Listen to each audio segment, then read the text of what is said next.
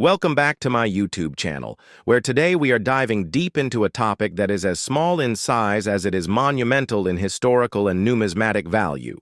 The 1 penny coin from the year 1999, a piece of copper-plated steel that might sit unnoticed in your change jar or at the bottom of an old drawer, but one that carries a long and intricate story, rich in history, economic context, production, evolution, and collector intrigue.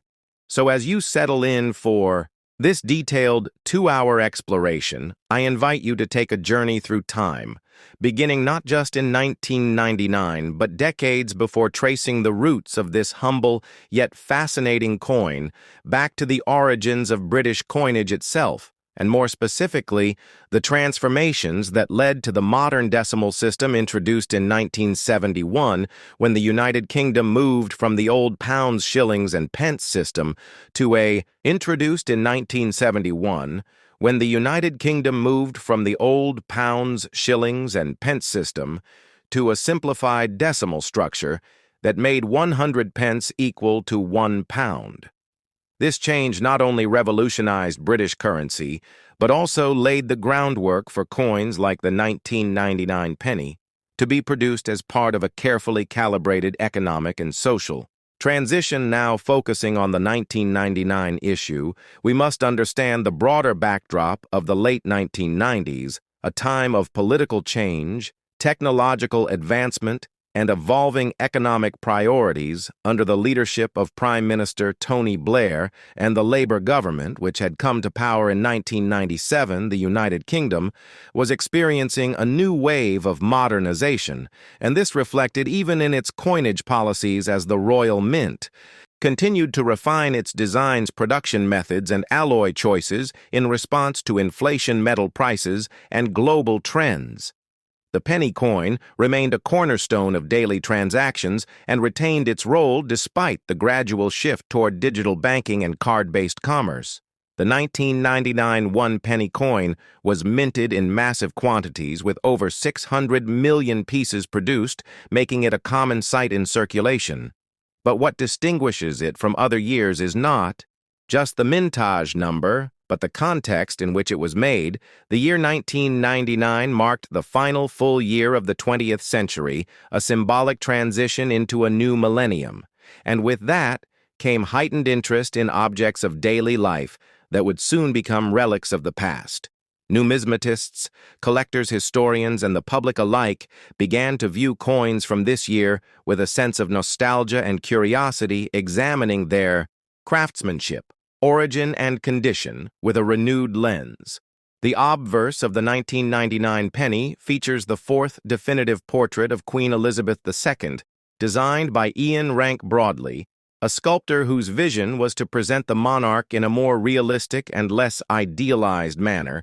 This portrait, introduced in 1998, replaced the Raphael Makhlouf version and became instantly recognizable for its candid and regal depiction of the Queen wearing the Girls of Great Britain and Ireland tiara. The initials IRB can be found just beneath the portrait, a mark of the artist's influence and a key identifying feature for collectors. The reverse of the coin carries the crowned portcullis design adapted from the badge of Henry VII and later used as a symbol of the Palace of Westminster.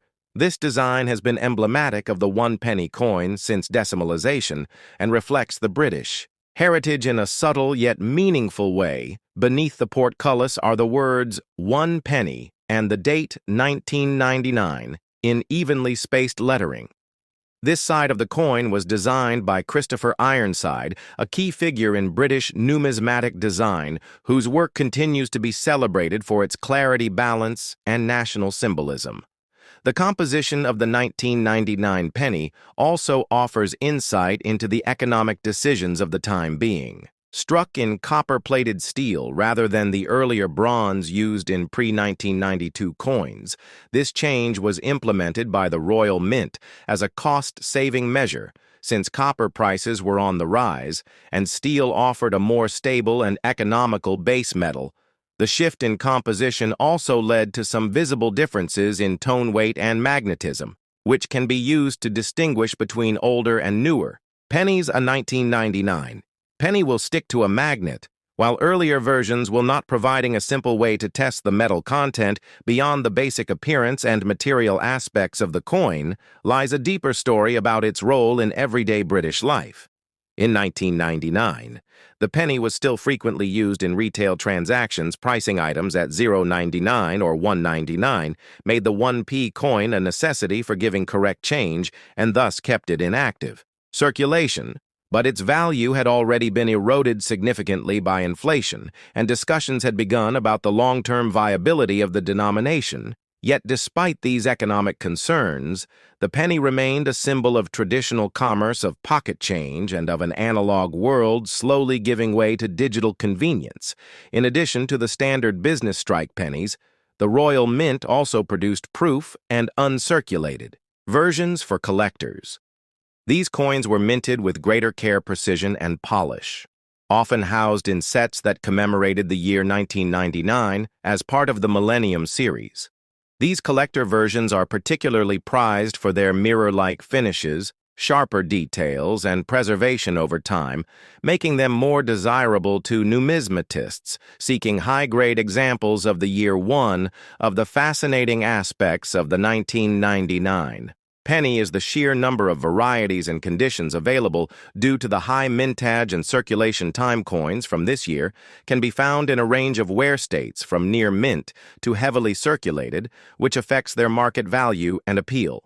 Grading plays a crucial role in assessing these coins, with terms like VF for very fine, EF for extremely fine, and BU for brilliant uncirculated, used to distinguish them. Collectors often seek out coins with minimal contact marks, sharp details, and full luster, particularly those stored in original mint packaging or discovered in coin rolls untouched by human hands. This opens the door to countless stories about penny hunting, coin roll searching, and the thrill of finding a pristine 1999 penny in an unexpected place. Perhaps in the till of an old shop, in a forgotten piggy bank, or tucked away in a family heirloom tin of coins. The emotional and historical resonance of these discoveries adds to the charm and legacy of the 1999 penny. As we move through this video, we will explore the technical aspects of minting, the machinery used by the Royal Mint, the quality control protocols, the dies employed, the life cycle of a penny from blank plancher to struck coin, and its journey through banks, shops, and households across the country. We will interview experts, visit numismatic archives, and share stories from collectors who have built entire sets focused on single years like 1999 to better understand the depth and diversity of the collecting experience.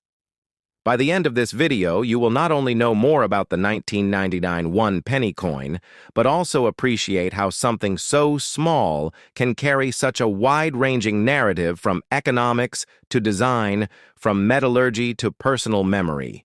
And if you happen to own one of these coins, you might just see it in a new light. So thank you for returning to the channel, and let's now take our deep dive into the world of the 1999 1-penny coin, a humble piece with a grand story. Is a story often forgotten or never known. Today, we journey into the fascinating world of the 1983 £1 coin, a coin not only valuable in its physical form but priceless in the history and context it carries. To understand the depth of this coin, we need to begin before 1983, before the coin was ever struck, and before the idea was even proposed. We go back centuries into the legacy of the pound as a unit of currency in the United Kingdom, tracing its roots back to the 8th century, when silver pennies were the backbone of the economy in the Anglo-Saxon period, where the term pound referred to a pound weight of silver and thus a unit of accounting. The currency evolved through time, marked by the introduction of coins under the reign of various monarchs and the economic transformations of the Middle Ages. The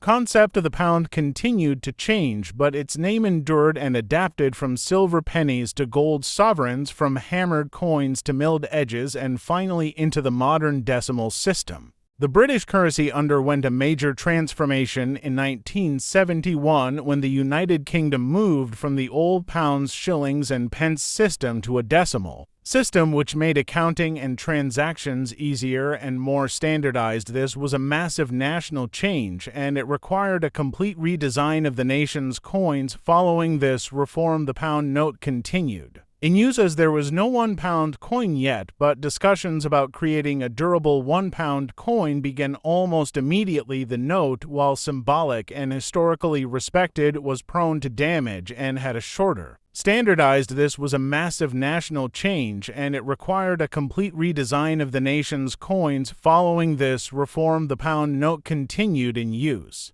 as there was no £1 coin yet, but discussions about creating a durable £1 coin began almost immediately. The note, while symbolic and historically respected, was prone to damage and had a shorter lifespan compared to coins. As inflation and circulation demands grew, it became increasingly clear that a coin was necessary to replace the £1 note and to reduce the costs of currency production. Enter the year 1983, the year the Royal Mint introduced the first modern £1 coin, a coin that would become both a common part of everyday transactions and a treasure for collectors. This coin was more than just currency. It was a symbol of a new era of British money. The 1983 £1 coin was struck in nickel brass, giving it a distinctive golden color. Its diameter was 22.5 millimeters and it weighed 9.5 grams, making it thicker and heavier than most coins in circulation. It had a milled edge with an inscription which read Decus et Tutamen, Latin for an ornament and a safeguard, a phrase that traces its origins back to classical literature but was adopted as a motto of security for British coins to discourage counterfeiting. On the obverse, the coin featured a right-facing portrait of Her Majesty Queen Elizabeth II, designed by Arnold Machen, a portrait that had already become iconic on stamps and coinage since its introduction in 1968. This was a young, yet composed portrayal of the monarch, symbolizing the continuity and strength of the British crown. On the reverse, the coin carried a design of the royal coat of arms of the United Kingdom, designed by Eric Sewell, a complex and detailed heraldic image that brought together symbols of England, Scotland, and Ireland, representing the unity of the kingdom. The crown shield, flanked by the lion and the unicorn, evoked a sense of tradition and legitimacy.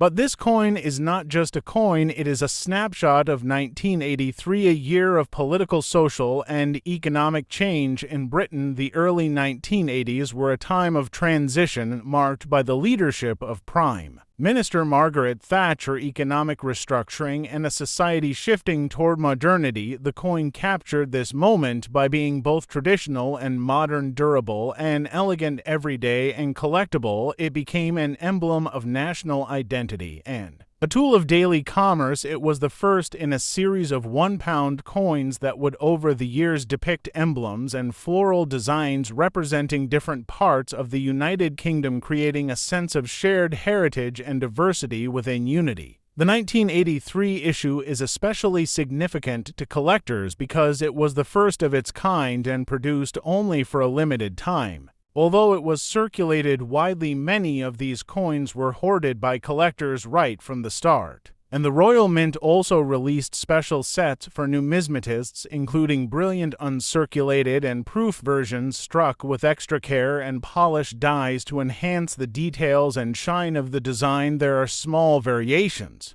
and of these coins more desirable than others, including alignment errors and strike differences, which are now studied closely by dedicated collectors and coin experts. Over the decades, the £1 coin went through many design changes, including regional emblems like the leek of Wales, the flax of Northern Ireland, the thistle of Scotland, and the oak of England, but the 1983 version stands out. Over the decades, the £1 coin went through many design changes, including regional emblems like the leek of Wales, the flax of Northern Ireland, the thistle of Scotland, and the oak of England, but the 1983 version stands out not only for being the first, but also for its pure heraldic identity, representing the entirety of the United Kingdom in one design. It is often seen as a bridge between the old and the new, an artifact of modern monetary policy and a reminder of Britain's royal and numismatic traditions.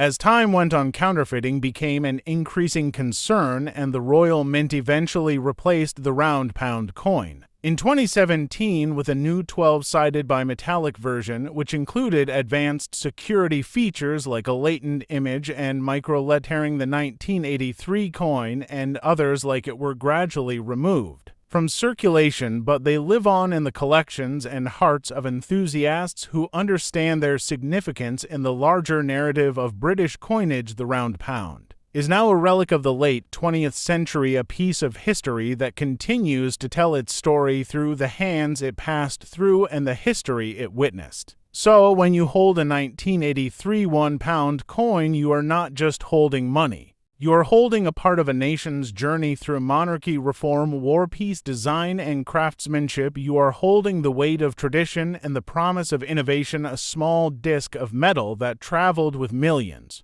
yet remains special to those who look closer and listen deeper. Here on Rare American Coins, we will take that deeper look. We will explore the unseen layers of stories behind these coins, and we will uncover the human effort, artistry, and history embedded within them. This is not just a welcome back. This is a welcome deeper into a world where coins speak volumes, and the 1983 £1 coin has much to say, so stay with us as we journey further into its past, its purpose, and its legacy.